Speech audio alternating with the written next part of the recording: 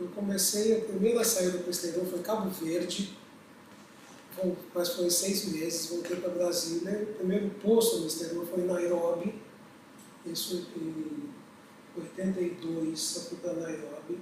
De Nairobi eu fui para Viena, de Viena voltei para Brasília, depois eu fui para Londres, para a embaixada em Londres, depois eu fui para o consulado em Toronto, voltei para Brasília, fui para a embaixada em Bruxelas, voltei para Brasília, depois eu fui para o consulado geral em Londres, depois para o consulado geral em Madrid, aí eu fui nomeado embaixador aqui.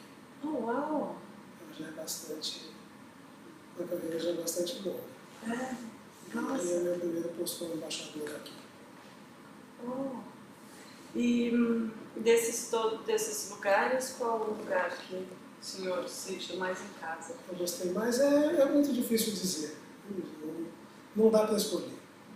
Não dá para escolher. Porque em todos os lugares eu fui feliz. Isso depende muito da sua vida profissional e da sua vida pessoal também, né?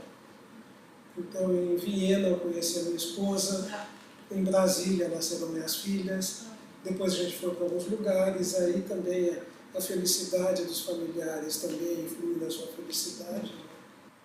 O Quênia é uma realidade diferente, mas o Cabo Verde é a África lusófona, então é mais próximo, fala a mesma língua e tal, e eles, numa localidade geográfica, eles estão muito próximos do Brasil, então é muito fácil você se sentir em casa lá. O Quênia já é uma outra realidade diferente, né? Eles falam inglês, Swahili, não é o mesmo espírito que tem o brasileiro, é uma coisa diferente. Depois, outros lugares que eu fui, Viena, que também é uma cultura diferente, mas é um país, digamos assim, já mais cosmopolita, né? Então, o Canadá também é um país cosmopolita que acolhe com facilidade. Londres é outro que é cosmopolita também. É que muitas culturas se juntam, então não é a sua, mas a sua também faz parte daquele emaranhado de culturas que existe no país, né?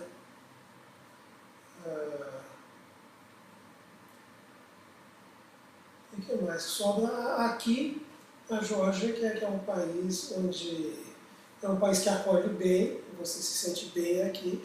Agora você tem a barreira da língua, que é uma barreira bastante forte aqui, né? E teve algum desses países que o senhor teve dificuldade de ou não se sentir em casa, ou não gostou do país, ou foi mais difícil? Não, na verdade não. Eu consegui me adaptar em todos os lugares. Depende muito também do nível de amizades que você faz, né? Se você se enturma com alguém, não necessariamente da sociedade local, mas com estrangeiros que vivem no país, isso te faz a vida bastante mais fácil, né?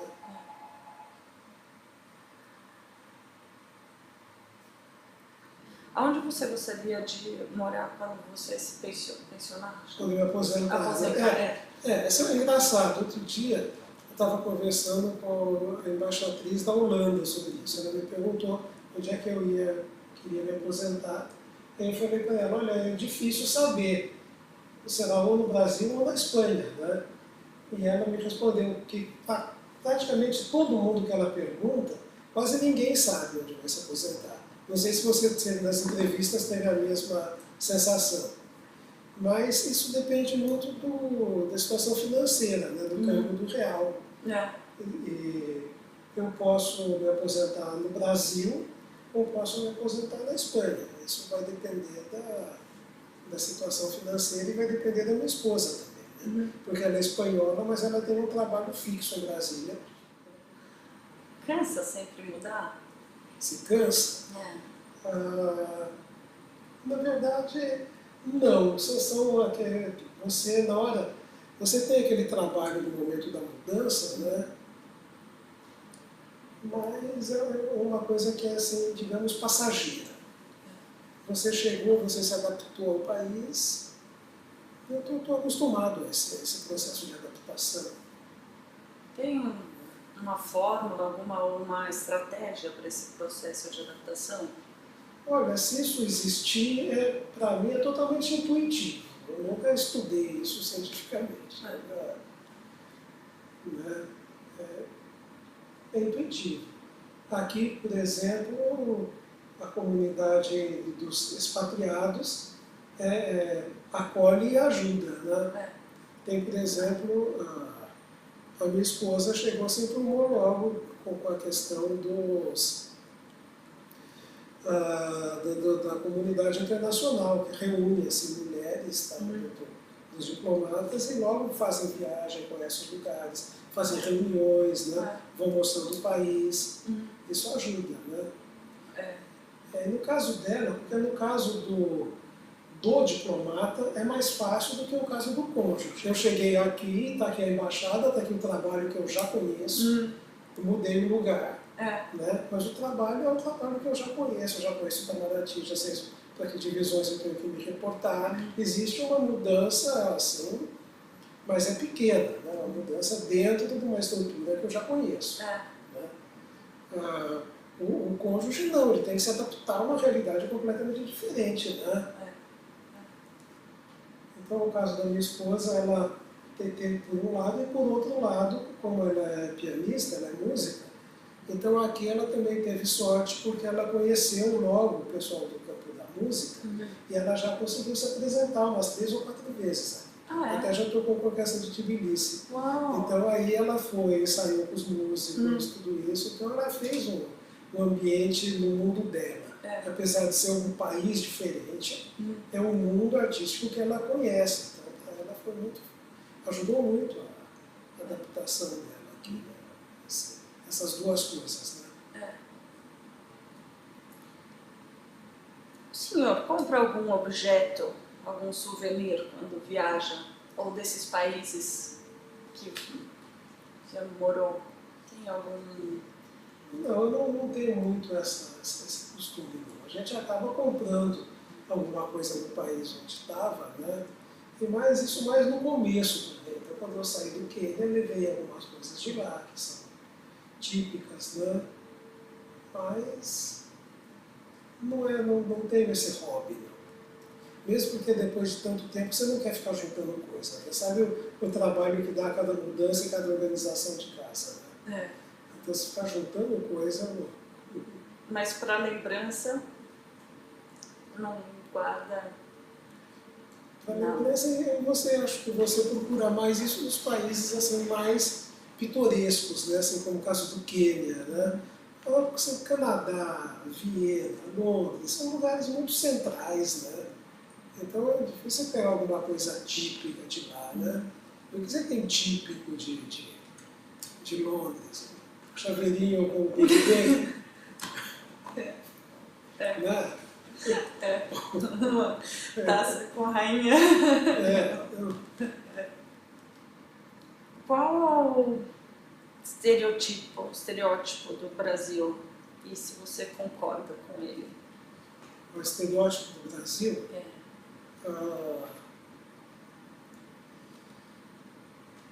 Não é muito fácil. Que é uma coisa que acho que está evoluindo muito, né? Essa questão do estereótipo brasileiro. Que é o estereótipo do futebol. Agora, com essas pauladas que o Brasil tomou recentemente no futebol, acho que já deve estar um pouquinho caindo, né? Apesar de que o pessoal ainda é um pouquinho saudosista, ainda fala muito, quando a gente se encontra as pessoas e continua elogiando o futebol brasileiro, apesar da queda acentuada que teve nos últimos anos. Né? Do samba, do carnaval, acho que massificou muito isso, né? Do brasileiro acolhedor, aí isso talvez de certa forma continue, né?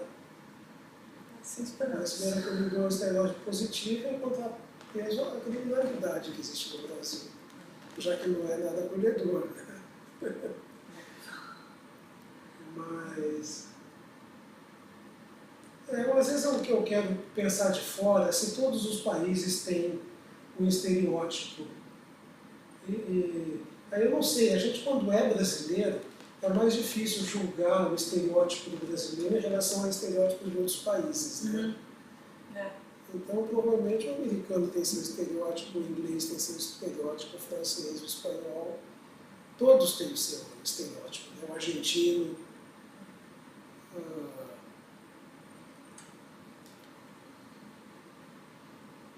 Então, e coisas... Vamos ver, por exemplo, aqui na Geórgia, o Brasil é distante, ele tem o estereótipo, digamos, muito positivo, né? Eles veem o Brasil assim, como um país acolhedor, como um país amigo, como um país simpático, né?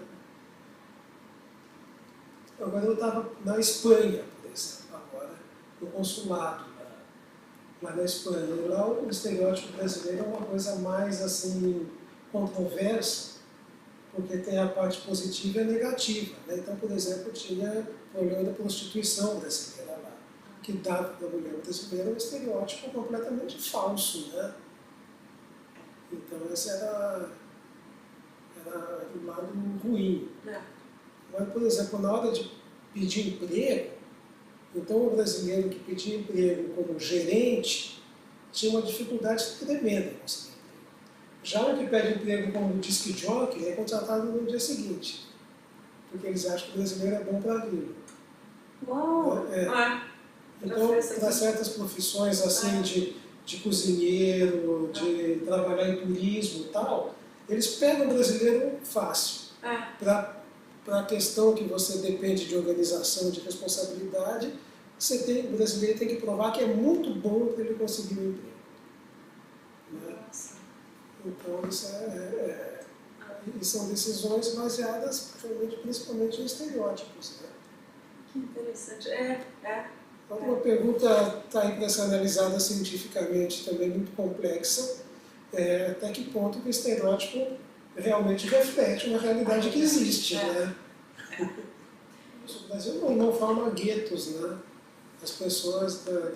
Você vê em muitos outros países que chegou imigrante, mas ele continua com aquela cultura dele lá por 3, 4, 5 gerações, né?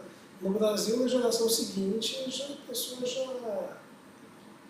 já deixou para trás a cultura antiga dele e já passou a ser brasileiro. Né? Que é esse... O que faz? O que faz? O que tem no Brasil que é tão fácil se sentir brasileiro ou virar brasileiro? É uma boa pergunta. Realmente analisar o porquê disso, né? É uma realidade que a gente constata que existe. Assim, porque o brasileiro é acolhedor e faz parte da cultura brasileira essa não discriminação, digamos, né? Não rotulagem.